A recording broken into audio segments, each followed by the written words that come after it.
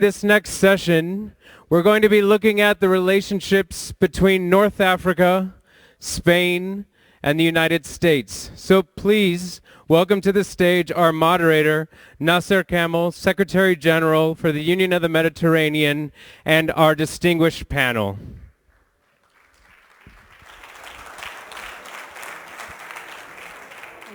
Mets-toi au milieu. Mets-toi au milieu. Non, non, non. C'est là le milieu. Ça va, ça va, ça va. Non, Ça mets-toi au va. milieu. Vas-y, vas-y, vas-y. Bah, je ne peux pas être au milieu, moi. Si.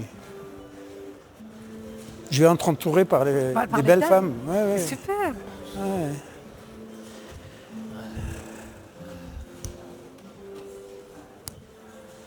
So, do I need to start? Yeah. I think my micro is on. So, I will start with your permission. Well, ladies and gentlemen, my name is Nasser Kamel. I'm an Egyptian diplomat who is in charge today of the Union for the Mediterranean. And when you say Union for the Mediterranean, that's Europe, 28 member states, and 5 countries on the southern shores of the Mediterranean. I think this is the reason for choosing me to moderate this session, because this session is about Spain, Europe at large, and the US, and North Africa. And when you say North Africa, that's North Africa and the Middle East. And when you say North Africa, that's North Africa and Sub-Saharan Africa. So in that sense, we will conduct our session today. We have an extremely distinguished panel. I will present them not in any protocol order. My Spanish is very bad, so allow me to make mistake in terms of pronouncing. Alfonso Bosch, who is, I have the voice, I think? Yes. I have it again. Who is the CEO of Coca-Cola, Equatorial Coca-Cola. But most importantly, his company works actually on both sides of the Mediterranean, because they are, of course, in Spain, but they are also in North Africa, and they are in Sub-Saharan Africa. In Sub-Saharan Africa. 25 years of experience in fast-moving consumer goods.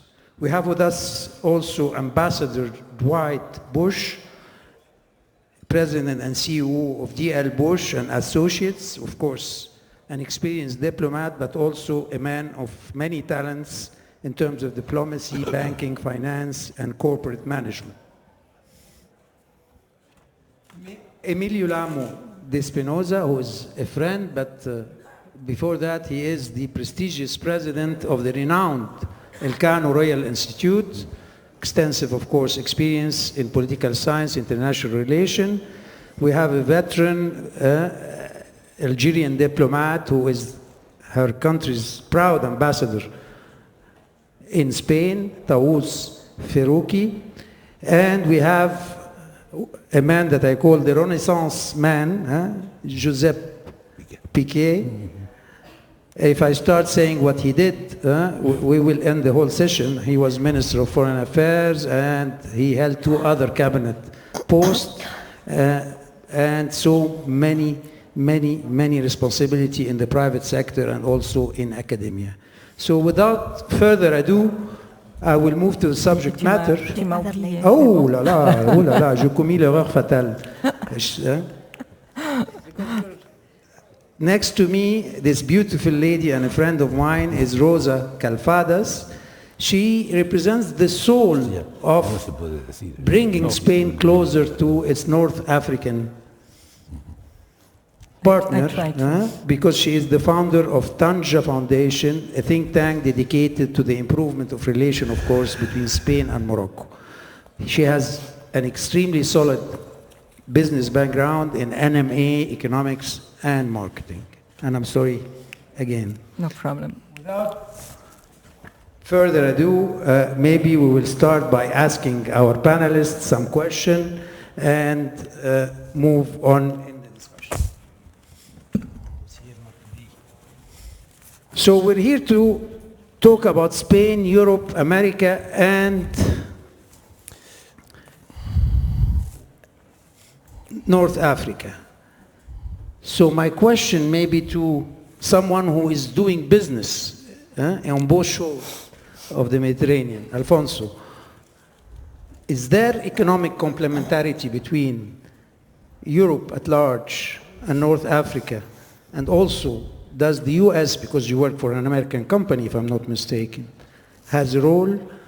And although you are in consumer goods, this new world we live in, this fourth industrial revolution, gig economy, digital economy, is that a good thing? And I'm going to ask this question to others also to get their view on this, or it will have a disruptive effect on trade and movement between the two shores of the Mediterranean? Well, thank you, Nasser. Well, from our point of view, there is a natural complementarity, and especially with the south of Europe. So we are very close from the frontier geographically. We are absolutely there. So, and historically, south of Europe has had an enormous number of interactions and centuries of interactions with North Africa. That should represent, and that should actually enable, especially Spain, but also other countries of southern Europe, to really be a bridge between the rest of Europe and to really become a bridge with the United States and North Africa. With respect to the second question, we see the fourth, or the digital economy and the fourth industrial revolution quite positively, and we believe that actually it's going to be an enabler to accelerate the development of the economies, especially in emerging and in developing countries, because basically what is given to you is, or given there is, access to education, access to information, and it's going to enable small companies and startups to access to information that 50 years before was impossible, and to get exposed to the world much faster. So we really believe that more than a threat, is an opportunity, and actually is giving more equal opportunities, and is an accelerator of equalization of opportunities. Well, Emilio, I think you have a slightly different reading of the situation, because as much as there is opportunity, and I agree with him, we have challenges when it comes to the relation between Spain and Europe and the southern shores. So what's your take on that? Sí, efectivamente, lo que me preocupa en este momento, esta es la idea principal que quería transmitir, una idea, y la apuntalaré luego con 4 argumentos y quizás podré sacar una conclusión.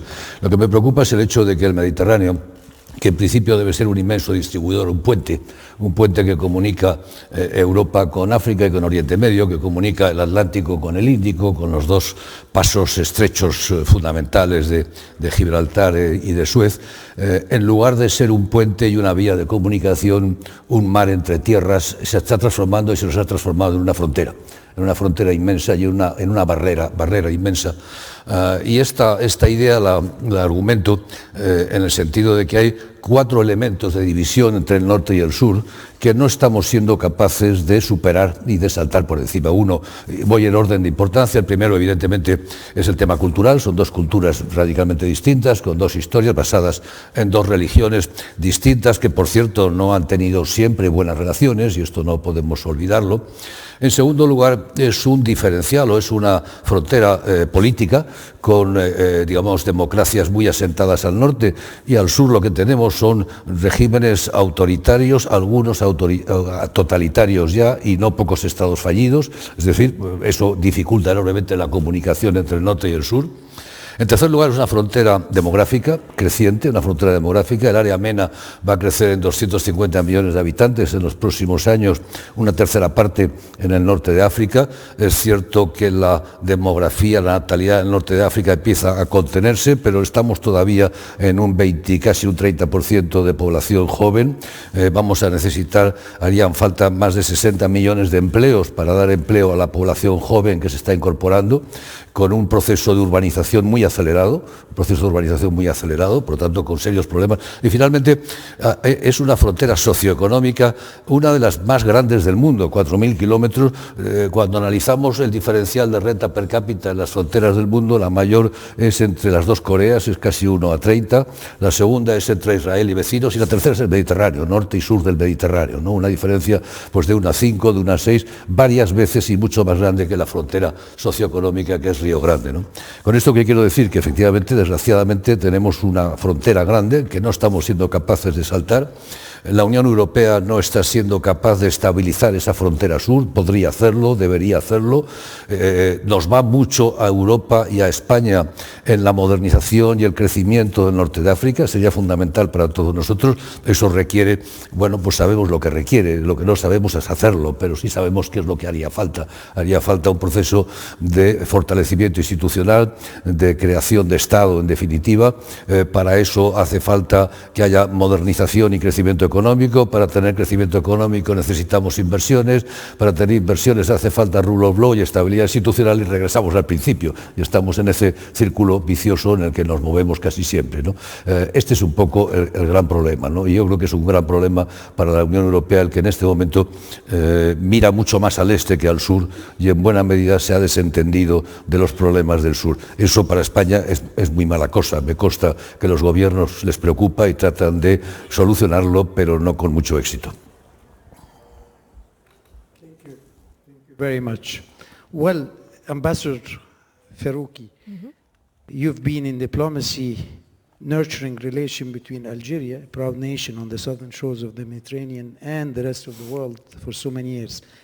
Do you think that the problems are insurmountable, as we just heard, or you think there is room to maneuver? And do you think a sort of a partnership, and I'm not talking here about association agreement or even the organization that I represent, but is there possible partnership when we see other world power actually forging ahead?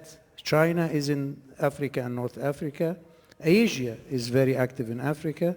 So what does Europe have to do to exist and to nurture and to deal with this divide that is growing between the two shores of the Mediterranean? Thank you, Nasser. Hola, buenas tardes. Voy a hablar en español porque preparé los puntos que quiero compartir con ustedes en español. Si no, me va a ser difícil inmediatamente pasar al inglés, aunque lo puedo hacer, pero lo voy a hacer en español.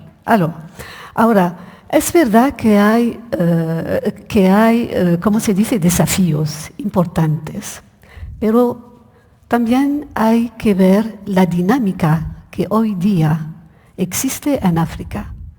El continente africano se presenta hoy como el continente del porvenir, porque tiene un dinamismo económico evidente, y esto no voy a entrar en cifras, pero las instituciones de Bretton Woods, las Naciones Unidas, confirman realmente que hay un crecimiento y un potencial además inexplotado de África que precisamente ofrece perspectivas para afrontar esos desafíos.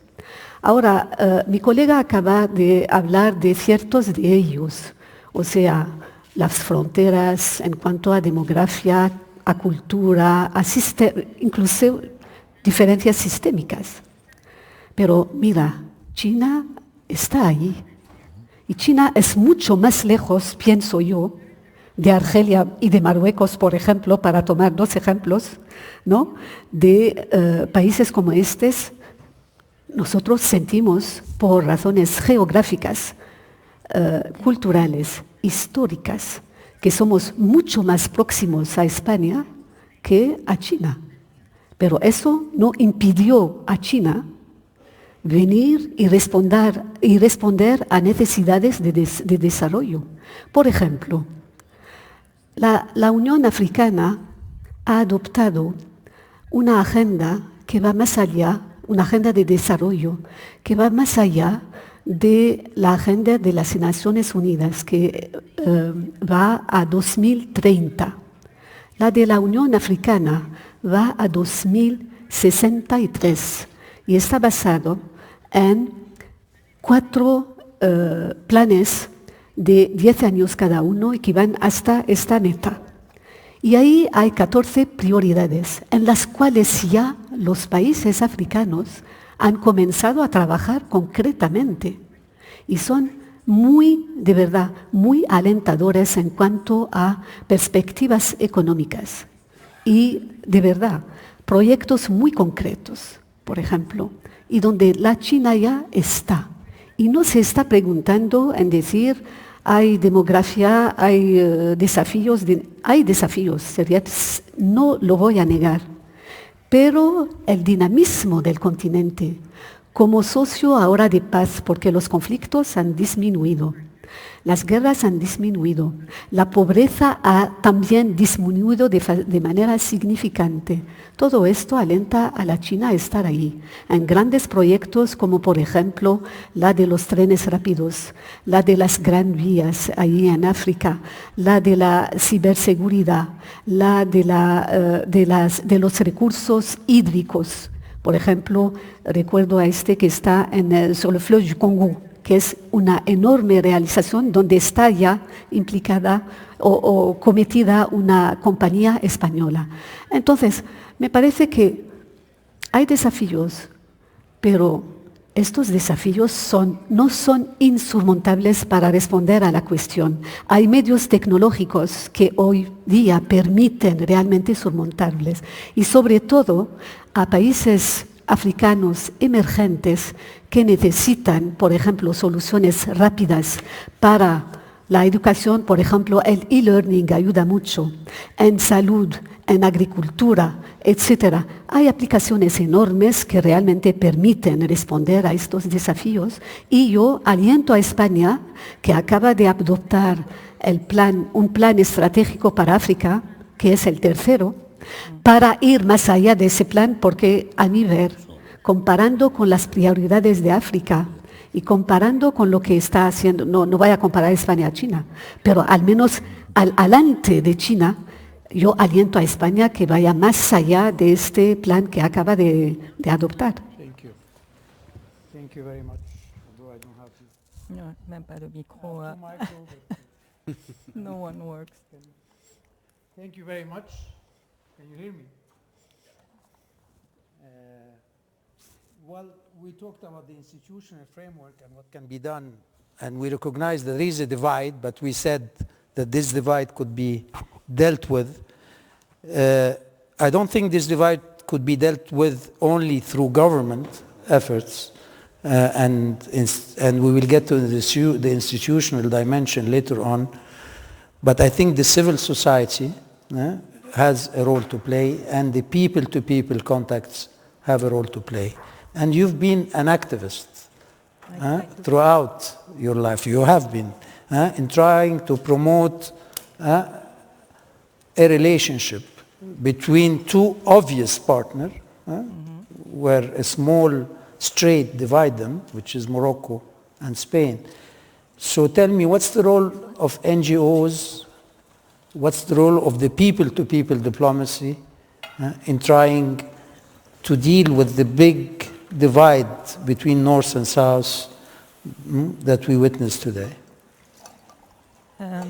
Thank you for the question. Thank you, my dear. Creo que hay un elemento sumamente importante que no estamos utilizando y que puede ayudar mucho al crecimiento económico de los países de las regiones MENA, y que es la diáspora. La diáspora MENA, son 20 millones de nacionales que están repartidos por todo el mundo y que representan un 5% de la población de esa región.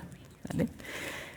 Hubo una consulta que se hizo después de la primavera árabe y que puso de relieve el aumento del compromiso que tenía esa diáspora hacia sus países de orígenes. Creo que tienen 3 virtudes claras, es que pueden acelerar el flujo de información, y hemos visto cómo las redes sociales, las nuevas tecnologías, durante la primavera árabe ayudó a esta difusión de información, y esto es lo que están haciendo ahora entre la diáspora y sus países de orígenes.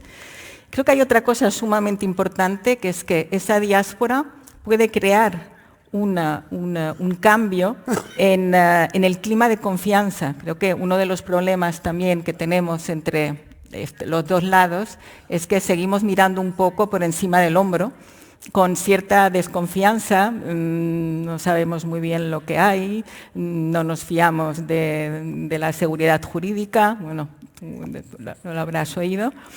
Y creo que ellos pueden ayudar mucho en hacer cambiar esas percepciones, en demostrar que no siempre es así. No vamos a decir que todo es maravilloso, pero que no siempre es así y que muchas veces tenemos una visión errónea de lo que está pasando y del clima de negocio que puede haber en esa zona.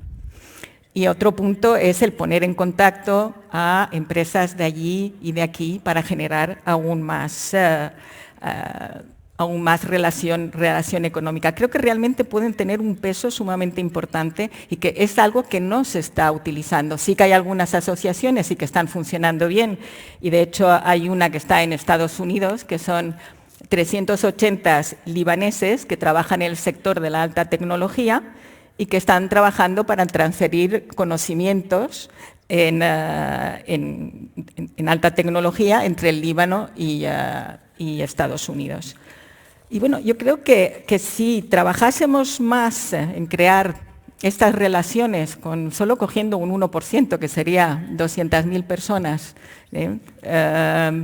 ayudaríamos muchísimo a que haya más inversión, más colaboración, aumentar los efectos que puedan haber con esta colaboración entre gobiernos, entre también no solamente la sociedad civil, pero también con empresas.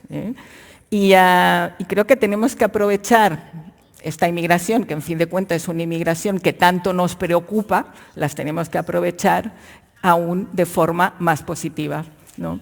Por lo tanto, creo que ahí, de alguna forma, yo formo parte de la diáspora.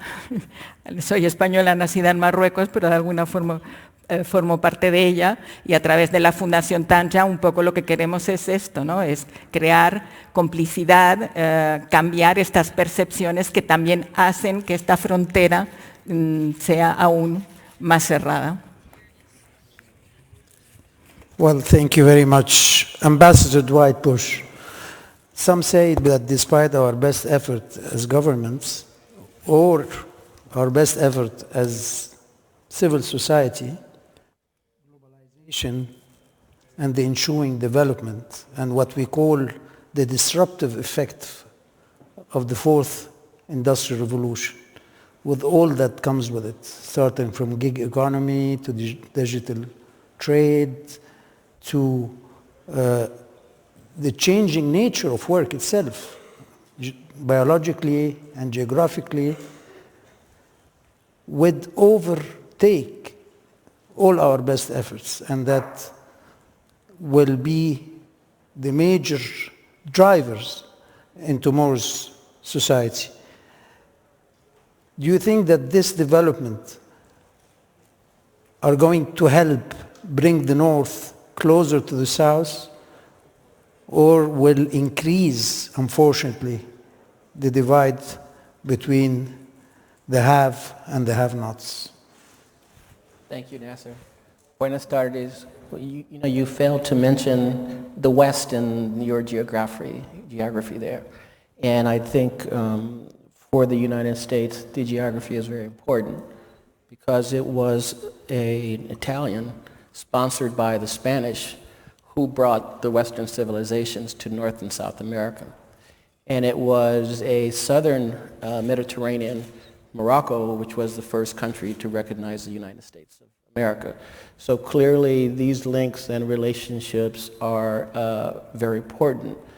And over the time, we've developed these very strong trading relationships. The United States has a free trade agreement with Morocco, and obviously our relationship with Spain on trade is very important. And I think trade is important writ large for the reason because there is a challenge, and it can't all be met with the digital economy, but the digital economy and gig economies have impacts. So if you look at the southern Mediterranean region, you have millions of young people who are underemployed or unemployed. And unfortunately, they're not all going to be STEM people. So the question is, what do we do to make sure that these young people do things that they can do? And I always say this, I say, you know, STEM is really important, but we've still got to address the huge population of people who do things with their hand. And it's people who make things and assemble things that are a large part of the unemployed and unemployed in some of these countries.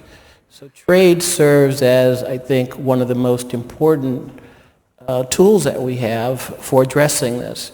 The free trade agreement between the United States and Morocco has increased dramatically because of our free trade agreement. Trade to the United States has tripled. Trade from the United States to Morocco has doubled. A lot of the things that we bring into the United States from Morocco are agricultural in nature, textile in nature, etc. Things that young people can do with their hands. The digital economy, I think, creates an opportunity for an acceleration of the transition to the fourth industrial series, but it's tricky because the displacement is going to be really significant. If you look at what's going on in the United States and the discussion of trades, it's really a group of people who feel disenfranchised because the gig economy and the tools related are growing so quickly that a big group of America feels like they're at risk of being displaced. And if you look at countries on the southern Mediterranean, Algeria, Morocco, Tunisia, and others, we have to be mindful of that, and we have to be able to bridge this transition to Giga and make sure that we leave as few people behind as possible. Because I tell people all the time, the formula for a 21st century Molotov cocktail is young people with access to the internet and an issue or something else that brings them together, and it can be in a harmful way. Thank you. Thank you. I left you to the end because you are the most experienced when it comes to international relations, and you have conducted yourself negotiation on behalf of Spain on several files, trade, foreign policy, and the others. So institutionally, but even geopolitically, and also when it comes to this new technology, I'm not going to ask you a specific question. Are you optimistic or are you pessimistic?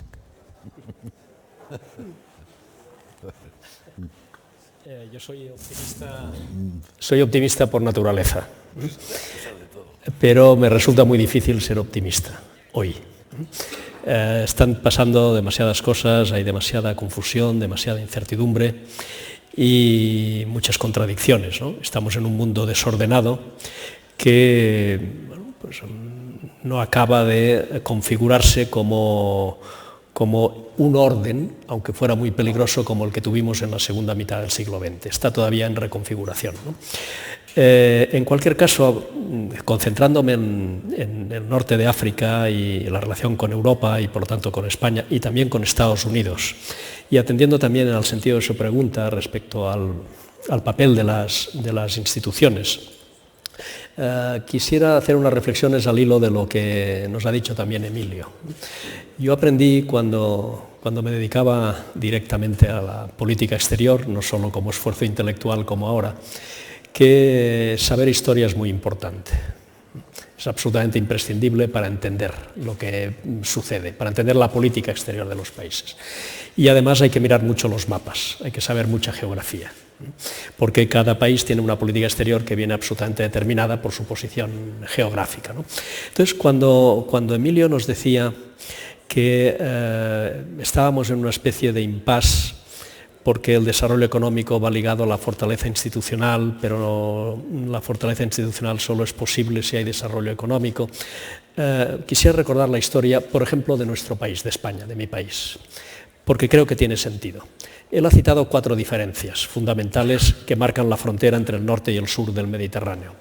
Una es la frontera cultural, ligada pues, probablemente a 2 religiones distintas.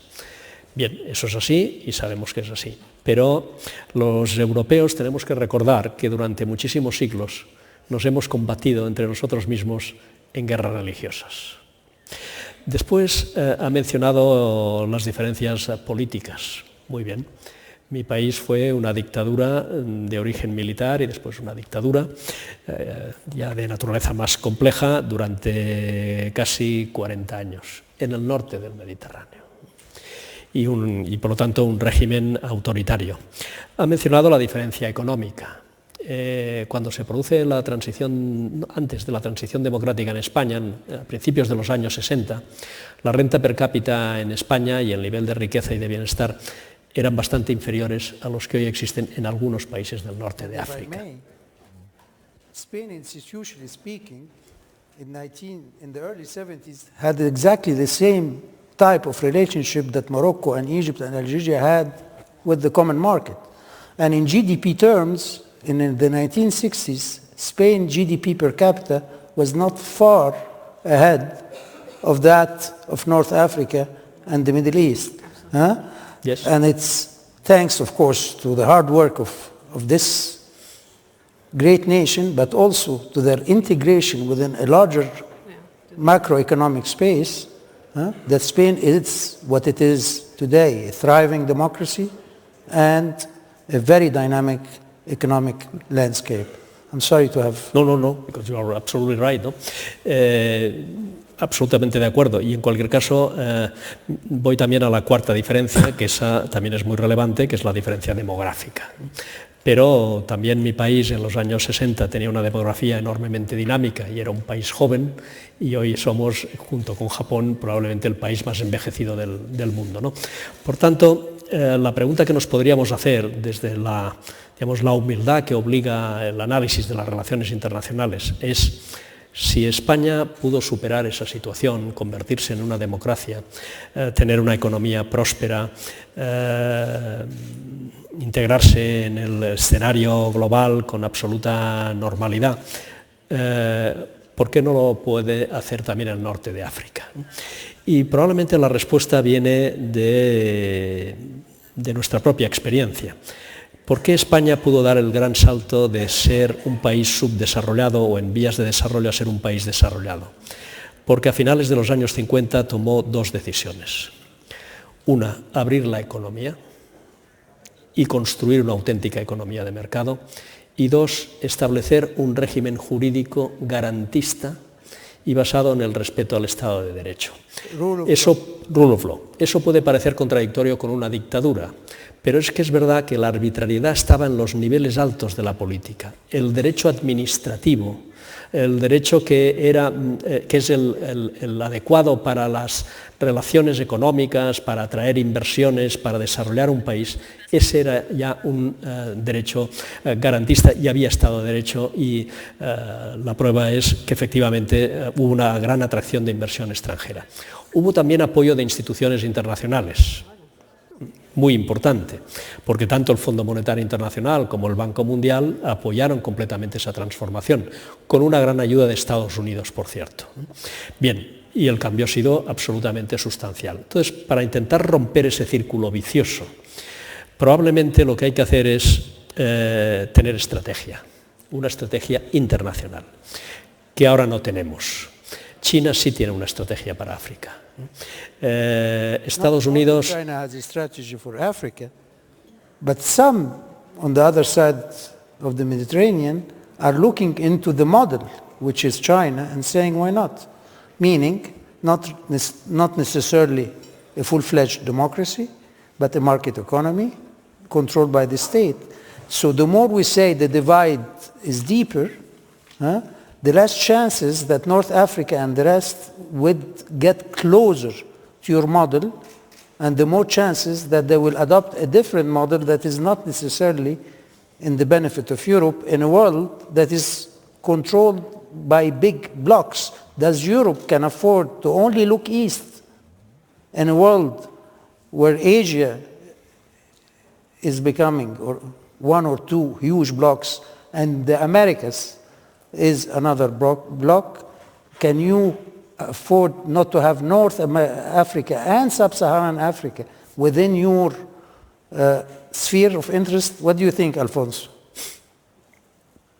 No, I'm sorry if I... to all of you, yes. Yeah, I'm gonna give each one. We have 6 minutes, so everyone will have a minute to try to answer that No, question. but I will end with you. No, let me just finish my Sure, I'm sorry. Because la idea que quería transmitir es, si somos capaces de establecer una estrategia multilateral que ligue la ayuda económica a las reformas, tanto en términos jurídicos como en términos institucionales, que es lo que le sucedió a España, probablemente podríamos romper ese círculo vicioso. Pero para eso es importante que haya ese compromiso multilateral. Y hoy es lo que a mí me hace ser un tanto pesimista, porque decía, con todos esos matices, China sí tiene una idea en la cabeza, Estados Unidos está en una fase de repliegue y la estrategia que tenía estaba muy condicionada al escenario de la Guerra Fría de la segunda mitad del siglo XX y hoy eso ya no existe. Y finalmente, tenemos que pensar qué hacemos los europeos. Y ahí, Europa efectivamente mira, una parte muy significativa de Europa mira al este, otra parte de Europa, la península ibérica fundamentalmente, miramos también América Latina, pero en el conjunto de Europa nuestra mirada hacia el norte de África es muy deficiente. Y es de esperar que con las nuevas instituciones europeas salga una formulación de una política exterior común europea que incorpore el norte de África en su planteamiento estratégico global. A quick comment.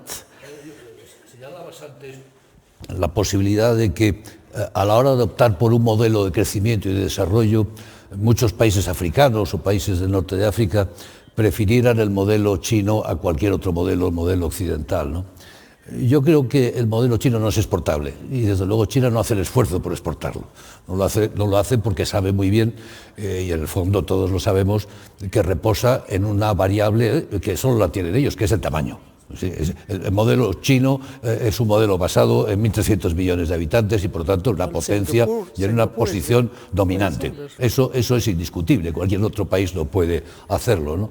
No, pero yo quería recoger un poco incluso el símil que había planteado antes Josep Piqué en relación con España, porque eso creo que sí que es aplicable a las posibilidades de crecimiento del norte de África. Yo no he hablado del norte de África, no he hablado de la África subsahariana, que eso es otro problema distinto, pero muy relevante y desde luego a España también le interesa mucho, ¿no? Cuando se analiza cuáles fueron los motores del crecimiento económico de España en los años 50, 60, el tardofranquismo. Very short because I need to give everyone 25 seconds to close. 20 segundos. Tres instrumentos fundamentales que los tres son aplicables al norte de África. Uno, la inversión extranjera, que requirió efectivamente rule of law y estabilidad jurídica. En segundo lugar, la inmigración. Para España fue importantísima la inmigración a Europa. Y en tercer lugar, el turismo, que es un tercer elemento, el turismo, que es otra variable fundamental en lo que fue el crecimiento económico, que también es aplicable especialmente y de un modo muy marcado a todo el norte de África. Bueno, esos tres fueron los instrumentos del crecimiento económico español, ¿no? Ambassador, do you think trade, rules of law and more tourism, what else? Is that we have no option but to figure out how to integrate Africa, sub-Saharan Africa, and many regions with the Europe axis and the American axis. Second thing I would say is I would caution people on accepting this view that Americans are not interested in trade and our engagement in the world. The fact is, if you look at the statistics, 75% of Americans still think that global trade is really important. More than that, believe that the United States should have a very active role in helping with issues, foreign policy issues, whether they're in Europe or in Africa or elsewhere. Just caution you to not get caught up in the moment and appreciate who American people are over our history and what we believe our engagement should be over the long term. I'm going to get to you, but I want to ask you a difficult question and then come back to you. Is the US and Europe are competing as far as the MENA region and North Africa, or they can be really working together as and I do wish it is the case, could be vector of growth and co-prosperity. At least I will be speaking on the experience of my country with the United States. Then with the United States, we tripled also our exchanges, that there is a possibility that EU and the United States could work in North Africa by extension in complementarity.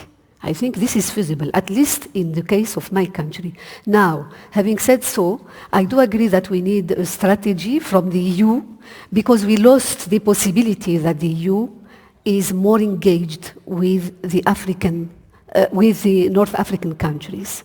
I think this is important, this is strategic, because doing so, this will help also the sub-Saharan African countries through North Africa. This is important. Rosa. Lo que es importante es que no nos demos cuenta que África, y sobre todo el norte de África, no es solo una oportunidad, sino que es una necesidad. Y creo que esto todavía Europa no lo ha entendido. Y que no es que estemos ayudando solo, es que nos estamos ayudando a nosotros mismos. Y esto es algo que mientras no lo tengamos claro, creo que va a costar. Y espero que, como tú dices, en los cambios en la Unión Europea ayuden a ello. Alfonso, I mean, your company is creating jobs and making money and moving goods between the two shores, so you should be the optimist voice in this panel. We produce locally, mostly. Yes. Let me shift to Spanish, because just for being with the majority. But I think that I very much agree that there is many challenges.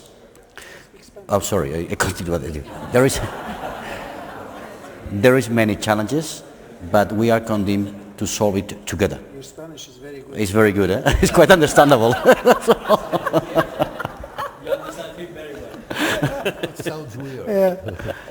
Creo que estamos condenados a buscar una solución común y efectivamente estoy de acuerdo que aunque haya muchos retos, no podemos estar espalda con espalda. Hay que sentarse en una mesa redonda porque parte de la solución de los problemas de North África es también parte de la solución de los problemas de Europa. Y lo que hay es que ordenarlo y trabajar de una forma estructurada y estratégica que sea un win-win y vencer esa desconfianza mutua. Muy bien. Yeah, to be honest, so many answers and so many questions. So I think 45 minutes was not enough because we're talking North-South, we're talking Europe, North Africa, we're talking Europe, Africa at large, we're talking globalization and its impact on a relationship between a developed bloc of nation and a developing, because I was having lunch with the CEO of a big multinational who was describing a North African nation, which is not Egypt, it's not my country, and saying it is on the brink of an industrial revolution. So if people think that this region is stagnant, they have not seen what's happening in some of those economies, and actually the growth rate of some of those economies is quite telling. But we have more questions and more challenges, institutional, civil society, business. But one thing I think we all agree, education, one thing we all agree on is that a rule-based system among nations, but also the rule of law within each of our nation is a prerequisite for a healthy, structured relation between the two shores of the Mediterranean. I thank you very much, and I hope next time you'll give us more time to discuss such an important and very, very, very relevant issue for Spain and the rest of Europe. Thank you very much. Thank you.